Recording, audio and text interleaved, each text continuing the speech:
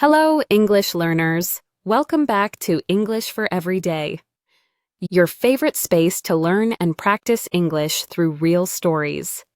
My name is Mia, and I'm so happy you're here today. In this video, you'll listen to a beautiful love story titled The Gift I Never Expected, I Went to the Beach. It's a calm, romantic, and emotional story. You'll practice your listening, improve your pronunciation, and learn to speak English more naturally by repeating after me. This is a shadowing practice video, so relax, listen carefully, and repeat each sentence with me. Let's begin our story. That day, I didn't have a plan. No schedule, no company, just me and the need to breathe. I needed to hear something real. Not voices, not city noise, but waves, wind.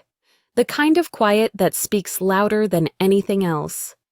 I went to the beach alone, not to find peace, but to escape noise, not to find love, but to hide from pain. But sometimes, the things we avoid find us anyway. This isn't just a story about a walk by the sea.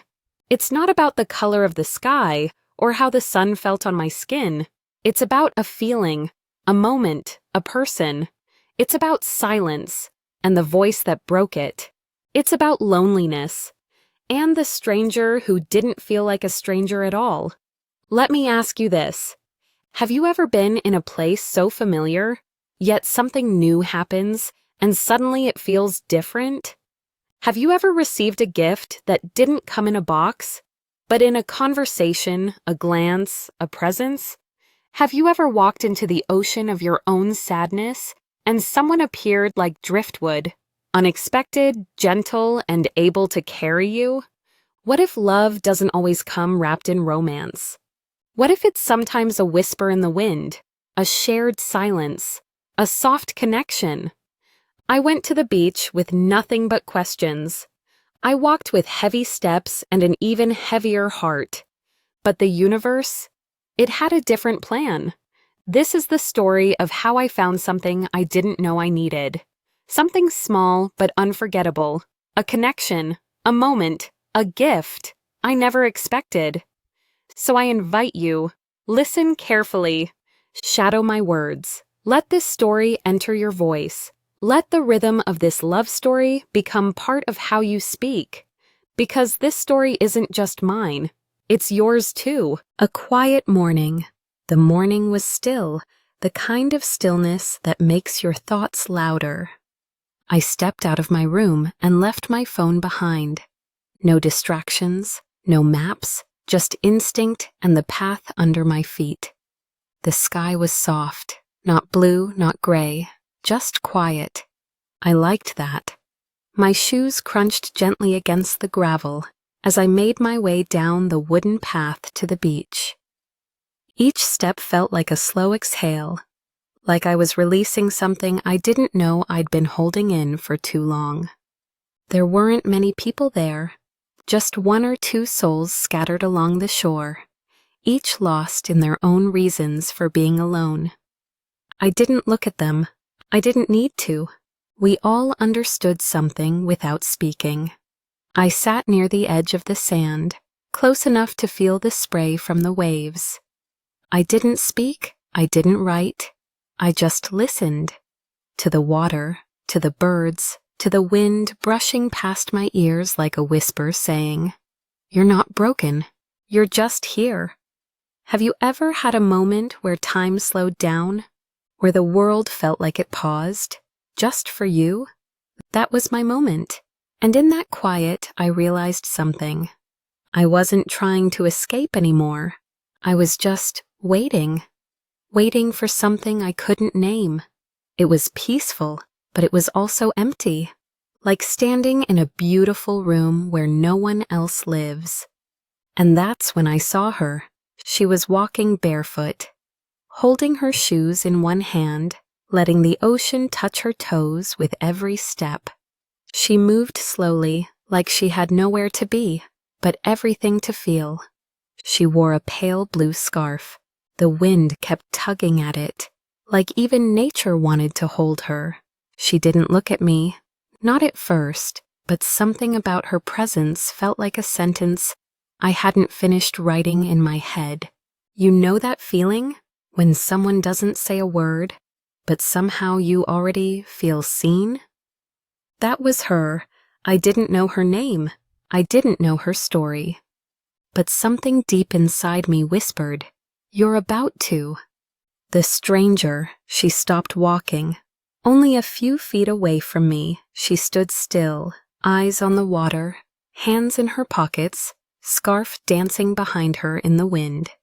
I tried not to stare, but something about her made it impossible not to notice. Not in a romantic way, not yet. More like when you spot a story beginning even before the first word is spoken. She turned slightly, just enough for her eyes to meet mine. And she smiled, not a big smile, not the kind that forces conversation, just a soft human smile, the kind that says, "I see you." I nodded. I wasn't ready to speak, not because I didn't want to, but because my heart was loud and my words were quiet. She sat down, not next to me, but not far away either. We shared the same silence. We watched the same waves. We breathed the same salt air. Minutes passed, maybe 5, maybe 10. Time stopped counting. Then she spoke. "Do you come here often?" Her voice was gentle, clear but almost hesitant, as if she wasn't used to starting conversations either. "Not really," I replied. "Just needed a quiet place." She nodded. "Me too," she said. "It's like the world is too loud sometimes." And in that moment, I felt something shift. 2 strangers, 2 stories. One silence, now shared. We didn't rush into questions. We let the conversation breathe. She told me her name, Sophia. I told her mine. We didn't talk about the weather, or work, or the usual things strangers say. We talked about how hard it is to sit with your own thoughts, about how silence can be both peaceful and terrifying, about feeling everything too deeply and not knowing what to do with it.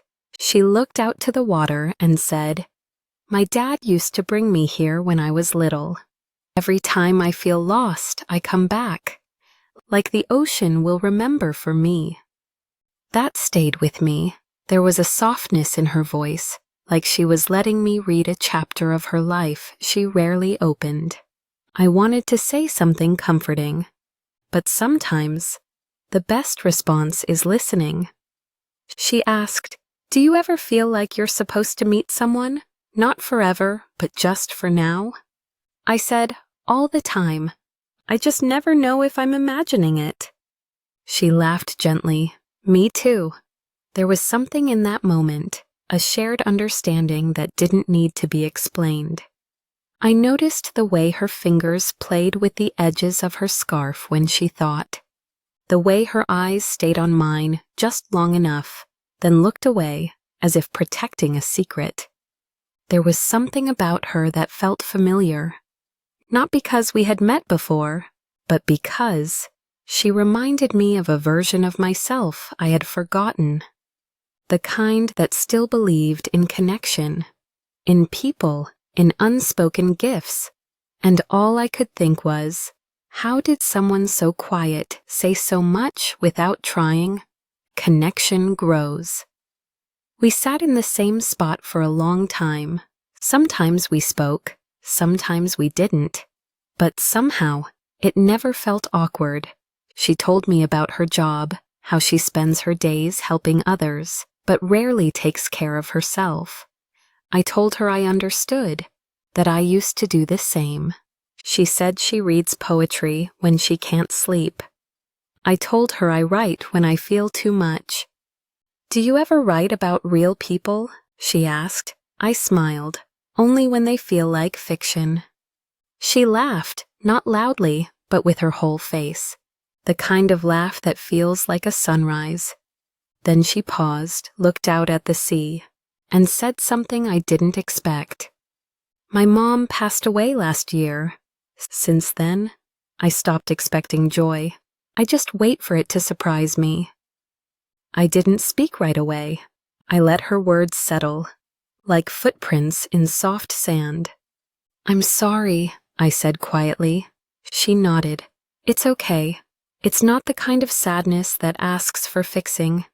It just lives with me now. I told her about my own loss, about the relationship that ended before it really began, how I built walls I didn't know how to tear down. We weren't trying to impress each other. We weren't pretending. There's something powerful about talking to someone who doesn't know your past and doesn't judge it. We spoke about time. How it moves too fast when you're happy and too slow when you're not. How strange it is to meet someone at the wrong time, or maybe the right one, but not forever. I asked her, "Do you think we meet people by accident?" She looked at me for a moment. "No," she said. "I think some people are meant to cross paths, not to stay, but to wake us up." That sentence, it felt like a key, like something inside me had been locked, and she had just turned the handle without trying. I noticed how the light touched her face, how her presence didn't demand attention, but held it anyway. She reached down and picked up a small seashell, pale pink with a tiny crack on one side. She held it out to me. "Here," she said, "a reminder that even broken things can still be beautiful." I didn't know what to say, so I took it. And in that moment, I realized something. This wasn't just a conversation. It was a mirror, a moment of clarity. A kind of peace I didn't know I was still searching for. I didn't know where this was going, or if we'd ever meet again. But right then, sitting on the beach with a stranger who didn't feel like one, I didn't care. Because something inside me had softened, and for the first time in a long time, I felt seen, the unexpected gift. The sun had started to drop lower in the sky. Shadows stretched longer.